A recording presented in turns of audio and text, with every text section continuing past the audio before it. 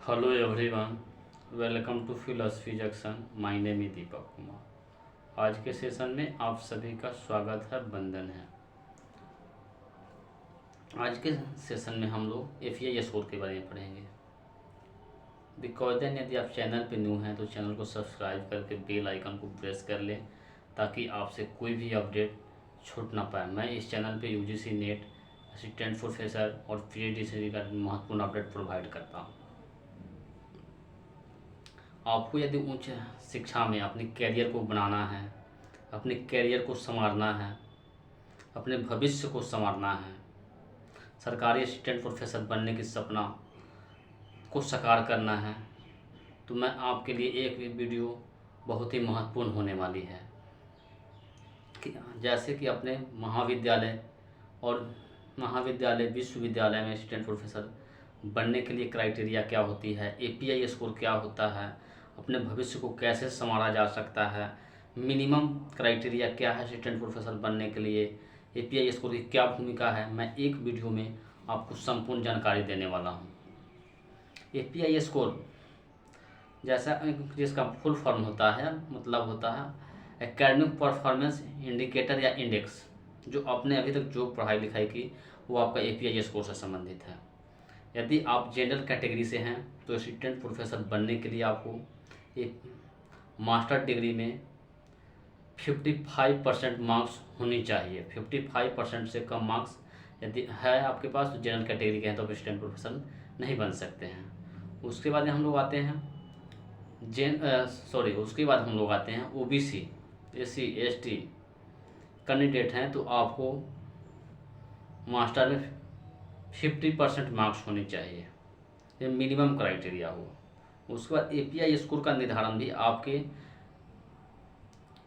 Academic performance index के आधार पे किया गया है, मैं जिसे आप लोगों को बीच डिटेल उसको बताऊंगा। एकेडमिक स्कोर जो होता है, एकेडमिक परफॉर्मेंस इंडिकेट होता है, जो मेरा एकेडमिक स्कोर है, जो हमने अभी तक ग्रेजुएशन पीजी की जो पढ़ाई लिखाई की, रिसर्च पब्लिश की, जो हमने पीएचडी की, नेट सेट जो भी एग्ज़ाम क्वालिफाई की, वो मेरे एपीआई स्कोर के अंतर्गत ऐड होंगे। इन सभी के लिए मार्क्स का भी निर्धारण किया गया है। विश्वविद्यालय और महाविद्यालय में असिस्टेंट प्रोफेसर की नियुक्तियाँ दो आधारों पर होती है। महाविद्यालय में जो असिस्टेंट प्रोफेसर की नियुक्तियाँ होती है विश्वविद्यालय सेवा आयोग के द्वारा इंटरव्यू के माध्यम से होती है। वहीं कॉलेज वाला भी में भी है तो विश्वविद्यालय सेवा आयोग के द्वारा ही की जाती है, जिसमें आपके एकेडमिक परफॉर्मेंस इंडिकेटर में एपीआई स्कोर के आधार पर आपका चयन प्रक्रिया का निर्धारण होता है, जिसमें आपको टोटल एपीआई स्कोर 100 माना गया है। उसी 100 को बेस करके उसी पे मेरिट तैयार होती है। आप असिस्टेंट प्रोफेसर के जो क्राइटेरिया है मैंने आपको बताया, और आपको एपीआई स्कोर के बारे में भी डिटेल बताने जा रहा हूँ कि आपको किसमें कितने एपीआई स्कोर चाहिए। यदि आप ग्रेजुएशन में 80% से एबव मार्क्स प्राप्त करते हैं तो विश्वविद्यालय के लिए आपको 15 मार्क्स का निर्धारण किया गया है। वहीं पे यदि आप 60 से 80% तक मार्क्स प्राप्त करते हैं तो आपको 13 मार्क्स दिए जाएंगे। 45 से 60% मार्क्स यदि आप ग्रेजुएशन में प्राप्त करते हैं तो आपको 10 मार्क्स मिलेंगे।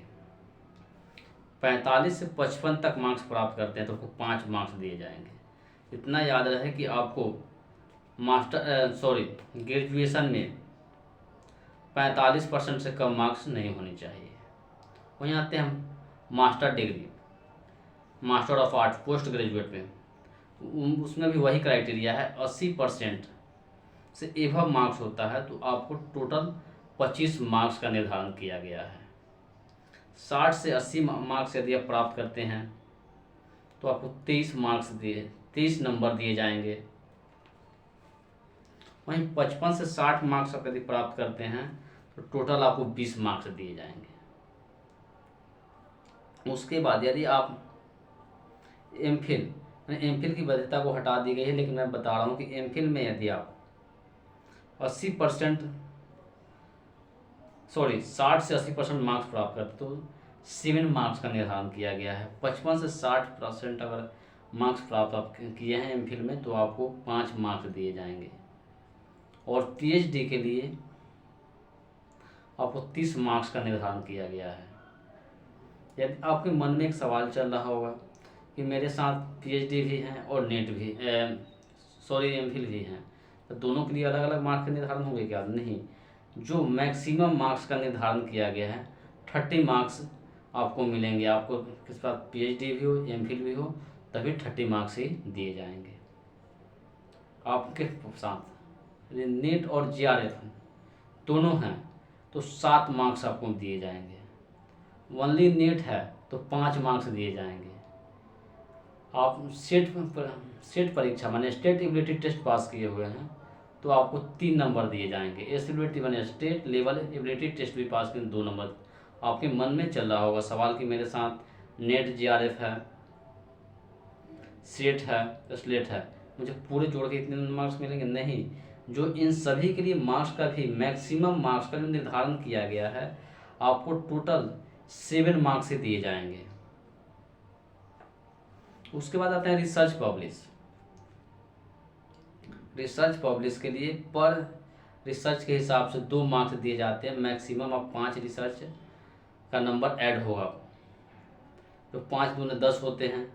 आपके मन में भी सवाल होगा कि पर पे 2 है तो मैं जितना चाहूँ उतना अनलिमिटेड पब्लिश कर सकता हूँ। पब्लिश करने के लिए कोई दिक्कत नहीं है, आप कितना भी पेपर पब्लिश कर सकते हैं, लेकिन जो आपको एपीआई स्कोर के अंतर्गत जो मार्क्स का निर्धारण किया गया है आपको पर रिसर्च के हिसाब से 2 और मैक्सिमम 5 ही पब्लिश आपका ऐड होगा, 5 में 10 नंबर ऐड होगा। उसके बाद आता है टीचिंग एक्सपीरियंस का। आप किसी संबंध है कॉलेज, डिग्री कॉलेज, महाविद्यालयों में एडोफ टीचिंग करते हैं तो आपको पर ईयर के हिसाब से 2 मार्क्स दिए जाएंगे। इसके लिए भी मैक्सिमम 5 ईयर तक का मार्क्स से काउंट किए जाएंगे और 10 मार्क्स आपको दिए जाएंगे। तो उसके बाद जो आपके साथ यहाँ प्रश्न आता है कि मेरे साथ राष्ट्रीय अवार्ड है, नेशनल अवार्ड है, तो राष्ट्रीय और नेशनल अवार्ड है तो ये सब के लिए 3-3 मार्क्स का निर्धारण किया गया है। और आप स्टेट अवार्ड हैं, स्टेट के द्वारा आपको पुरस्कृत किया गया है, स्टेट टॉपर हैं, विश्वविद्यालय टॉपर हैं, 2 मार्क्स दिए जाएंगे। लेकिन 3 और 2 5 होते हैं, तभी यहाँ पे मन हो कि 3 और 2 5 मार्क्स मुझे मिलेंगे, नहीं, मैक्सिमम 3 नंबर ही आपको मिलेंगे। उसके बाद हम लोग महाविद्यालय में एपीआई स्कोर का निर्धारण किस आधार पर किया गया है वो भी हम आपको बताएंगे। लेकिन विश्वविद्यालय में पीएचडी को बेस माना गया है, महत्वपूर्ण माना गया कि विश्वविद्यालय में आप आने के बाद सिलेक्शन होने के बाद आपको पठन कार्य के अलावा शोध कार्य को भी बढ़ावा देना होता है। इसलिए विश्वविद्यालय में आप असिस्टेंट प्रोफेसर बनते हैं तो आपके लिए पीएचडी का है जो उसमें बहुत ज़्यादा महत्व दिया जाता है और मार्क्स का भी निर्धारण जो 30 का 30 दिया जाता है। और वहीं कॉलेज में आते हैं तो पीएचडी के मार्क्सों में कटौती हो जाती है और वहाँ 30 मार्क्स नहीं, पीएचडी का 30 नंबर ही ऐड होता है। इसलिए इसलिए विश्वविद्यालय और महाविद्यालय सिलेक्शन प्रक्रिया में एपीआई स्कोर में थोड़ा सा बदलाव किया गया है। जो विश्वविद्यालय पीएचडी के को ज़्यादा महत्व दिया गया है और महाविद्यालयों में पीएचडी का मार्क्स की अपेक्षा कम महत्व दिया गया है। उसके मार्क्स उसको भी एपीआई स्कोर की तरफ आपको महाविद्यालय academic performance indicator college assistant professor के लिए मैं आपको एपीआई स्कोर आपके बीच रख रहा हूँ। ग्रेजुएशन में आप 80 से एबव मार्क्स प्राप्त करते हैं तो कॉलेज के लिए आपको 21 मार्क्स दिए जाएंगे। वहीं आपने देखा कि विश्वविद्यालय के लिए टोटल 80 से एबव है तो आपको 15 मार्क्स का निर्धारण था और यहाँ पे कॉलेज के लिए आप 80% से एबव हैं तो 21 मार्क्स दिए जाएंगे। 60 से 79% तक यदि मार्क्स प्राप्त किए हुए हैं तो आपको 19 मार्क्स दिए जाएंगे। 55 से 60 55 से लेकर के आपको 59 तक भी आप मार्क्स प्राप्त किए हैं ग्रेजुएशन में तो आपको 16 मार्क्स दिए जाएंगे। वही आते हैं पोस्ट ग्रेजुएट की तरफ, 80 से एबव मार्क्स प्राप्त करते हैं तो 33 दिए जाएंगे। और वहीं विश्वविद्यालय सेवा आयोग के लिए, विश्वविद्यालय के लिए आप 80 प्लस हो या 80 से एबव हो तभी आपको 25 दिए जाएंगे। एक कॉलेज के लिए आपको 33 मार्क्स दिए जाएंगे। 60 से 79% आप मार्क्स प्राप्त किए हुए हैं तो आपको टोटल 30 मार्क्स दिए जाएंगे।